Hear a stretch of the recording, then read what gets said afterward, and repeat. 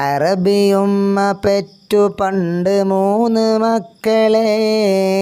അറബിയുമ്മ പെറ്റു പണ്ട് 3 മക്കളെ. ഒറ്റ രൂപമുള്ള തൻ്റെ പൊന്നുമക്കളെ. ഒറ്റ രൂപമുള്ള തൻ്റെ പൊന്നുമക്കളെ. ബാ താ സാ എന്ന 3 മക്കളെ.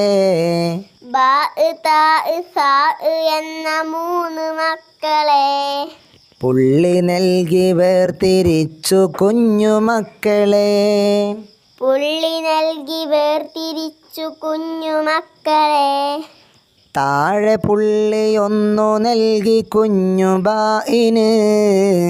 താഴെ പുള്ളി 1 നൽകി കുഞ്ഞു ബായിന്. മേലെ പുള്ളി 2 നൽകി കുഞ്ഞു തായിന്.